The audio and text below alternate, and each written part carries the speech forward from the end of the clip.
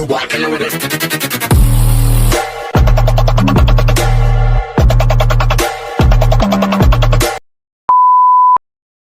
Assalamualaikum warahmatullahi wabarakatuh. Perkenalkan, nama saya Dina Rahmawati dan teman-teman kelompok saya. Sebelumnya, saya akan memperkenalkan teman-teman pada kelompok saya. Yang pertama saya sendiri, Dina Rahmawati. Yang kedua ada Hairina Alfiani. Yang ketiga ada Rizky Melia Putri. Yang keempat ada Ramadia Karela Putri. Yang kelima ada Jurhan Firdaus. Dan yang terakhir ada Muhammad Widadul Umam. Kami dari kelompok 3 keadvokatan akan menjelaskan tentang pengertian avokat, syarat avokat, hak avokat, dan kewajiban dari avokat itu sendiri. Nah, untuk penjelasannya lebih lanjut, mari kita simak videonya.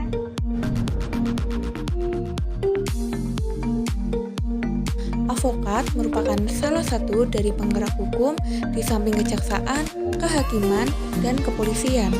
Sejak profesi ini dikenal secara universal sekitar 2000 tahun yang lalu, avokat dijuluki sebagai officionable yang dimana tata cara pekerjaannya diatur dalam Kode Etik Profesi Avokat dan Undang-Undang Nomor 18 Tahun 2003 tentang avokat.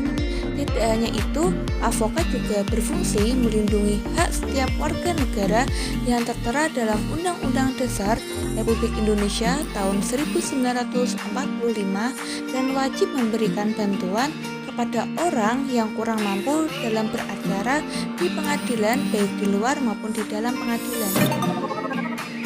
Selanjutnya yakni ada syarat-syarat avokat. Apa sih syarat untuk menjadi avokat? Yang pertama, warga negara Republik Indonesia. Yang kedua, bertempat tinggal di Indonesia. Yang ketiga, tidak berstatus sebagai pegawai negeri atau pejabat negara. Yang keempat, berusia sekurang-kurangnya 25 tahun. Yang kelima, berijazah sarjana yang berlatar belakang pendidikan tinggi. Yang keenam, lulus ujian yang diadakan oleh organisasi advokat.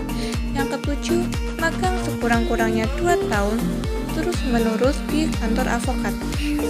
Yang ke-8, tidak pernah dipidana karena melakukan tindak pidana kejahatan. Yang ke-9, berperilaku jujur, bertanggung jawab, dan mempunyai integritas yang tinggi. Selanjutnya ada hak istimewa avokat. Hak istimewa avokat diatur dalam Undang-Undang Avokat, yaitu pasal 16 yang merupakan hak tidak bisa digugat dengan jalur perdata maupun pidana saat mengemban tugas untuk membela keperluan hukum klien dengan itikat baik dalam proses persidangan yang disebut dengan hak imunitas.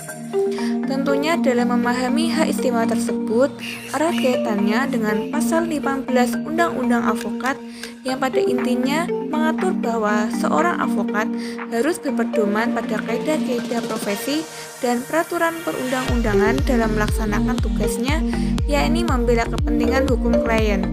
Itikat baik erat kaitannya dengan kode etik atau kaidah-kaidah profesi. Itikat baik dalam avokat yakni dalam memberikan jasa hukum haritas. Tentunya dalam memahami hak istimewa tersebut erat kaitannya dengan pasal 15 Undang-Undang Avokat.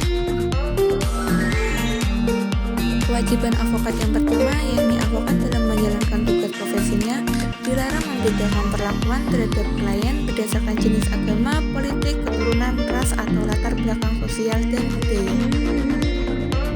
Yang kedua, menurut pasal 19 Undang-Undang Nomor 18 Tahun 2003, avokat wajib merahasiakan segala sesuatu yang diketahui atau diperoleh dari kliennya karena hubungan profesinya kecuali ditentukan oleh undang-undang.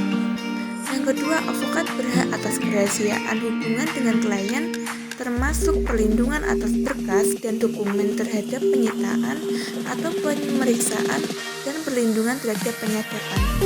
Yang ketiga, menurut pasal 20, pasal 26 nomor 18 tahun 2003 dan pasal 22 Undang-Undang Nomor 18 tahun 2003 memberi bantuan hukum secara cuma-cuma bagi klien yang tidak mampu.